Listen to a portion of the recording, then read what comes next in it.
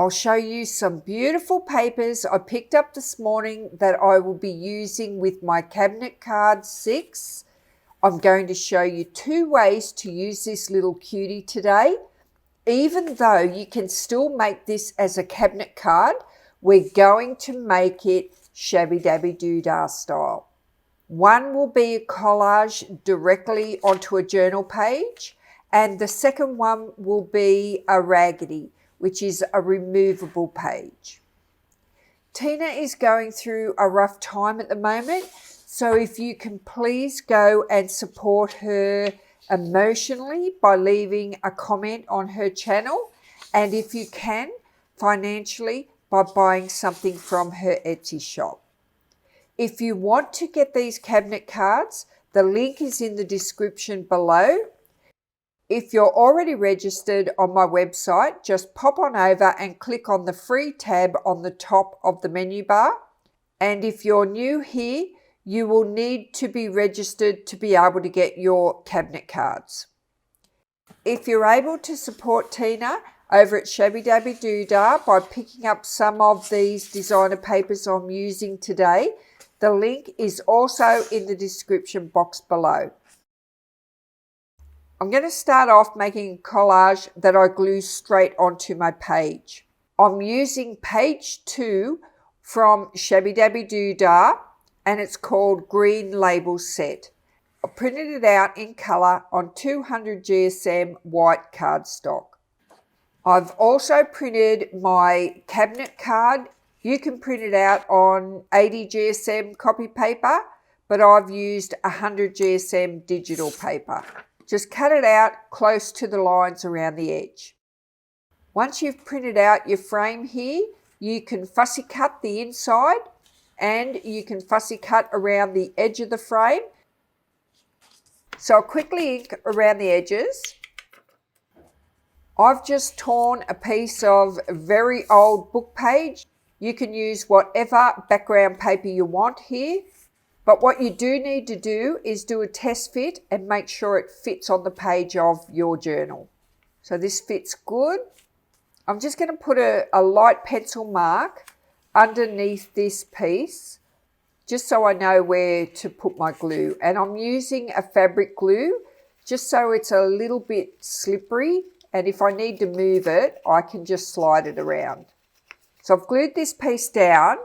And instead of gluing my cabinet card down, I'm going to glue the frame to the cabinet card first.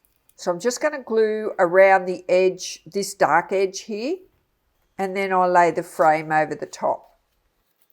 Now all I've got to do is glue the back down onto my page.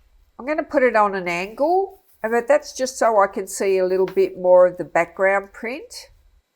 I think I've got a little bit too much white paper showing on that bottom right hand corner. So I'm going to grab a bit of my scraps and I'm just going to tuck this under the edge and glue it down. I also go through my scrap drawer here. I was going to put this snippet roll piece here. That's what I originally planned to do, but I think because it's a little baby, I think I might go for this softer white and pink lace. And besides that, it won't make my page too bulky. So before I glue my lace down, I'm just going to add this bit of scrap paper on the side. So I only put a little bit of glue behind the ribbon part of this lace, and the bottom part I'm just going to let it hang free. So I'm just wondering if I should put something up here or not. This is a butterfly that I fussy cut off one of Tina's pages. It looks pretty good down here, but I'll decide what to do later.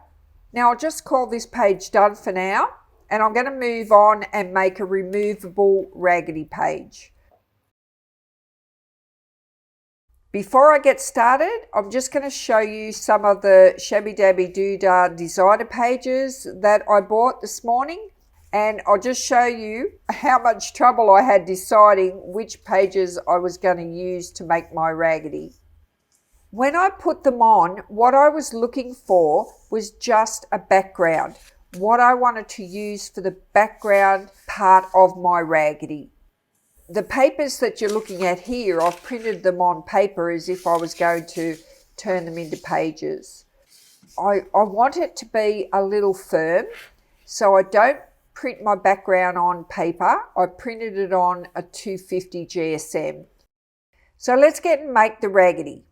I've collected a lot of different papers here. This is just a baking paper, and this is one my friend Deb made, and she just splashed all coffee and gold paint over it. This is a vintage newsprint, and this is another vintage ticket and some really old sticky tape. And I've got my cabinet card, and I printed it on 100 GSM paper. I don't need it to be really thick, and I'm only using the front. So for my base layer of my raggedy, I'm using 250 GSM cardstock. On this side, I use Victorian Gallery Ladies, page 3.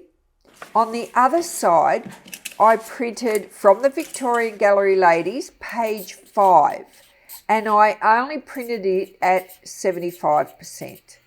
The reason I printed it at 75% was so I could see all of the design and it would fit on my page. So I didn't want to lose any of this lovely design by printing it out at full size. So I just tear down all the way down this side of the paper and then across the bottom. So instead of tearing it all the way around, I'm just going to cut off the straight line, like that bit the printer doesn't print, across the top and down one side. So I'm going to check again to see which way I want it to face. Do I want to collage on this side or this side? So I'm going to collage on this side and have my torn piece facing out to the right. So when I look at it at the back, I'm going to see most of this pretty design here. And for my cabinet card, instead of fussy cutting it out to the shape of the print, I'm going to use my tear ruler.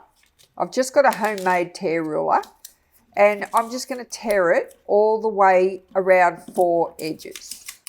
Even though I've torn it, I'm still going to be left with a white edge. You know, when you hold it up, you can sort of see where I'm tearing it. You can see the white tips. So I just put a little bit of ink on those white tips. Now I'm going to start grabbing a few of the pieces that I've collected to see where I want to lay them down so they, you know, I start getting this raggedy look. I love this piece here. It's going to be so hard to tear into it, but here I go. It looks so good though. I'm glad to be using it. Can't keep hoarding. I have to use these beautiful papers. Now this is where I use another one of Tina's papers. This is the Victorian London Collection, page 20. And I'm just going to tear off this right-hand piece of it. And it's the scroll and the dark bit at the top that I want to be seen on this raggedy. So it's starting to look good on both sides. I'll just do another quick test fit on my page, make sure I'm on the right track. And I'm going to start gluing down. I could keep on adding more papers, but it really doesn't need too much more. I'm a pretty minimalist type of creator. So I start by adding my glue while it's laying on my background. So I just lift it up so I don't lose my positions. If you love adding loads and loads of paper and having your design quite busy, just keep going. Now I'm going to add some doilies so that it's peeking out from the back, and it'll also give me some collaging on the back. Oh, I do like this one with the pink on it. So I'm just going to glue this down, and I really want to use some of this recycled discoloured sticky tape. This is the real McCoy that's, you know, aged in an old book, and I've just peeled it off. So I'll just add that on the front here. Now I want to put some lace on here. This lace is from the 1920s. It is so fine and beautiful, and the colours in it match this paper beautifully. Don't need very much glue on here because it's very fine. And it looks beautiful just peeking out from the bottom. I had another piece down the side, and what I've done is I've made it just a little bit too wide. So using this fabric glue is good because it gives me enough time to move it over.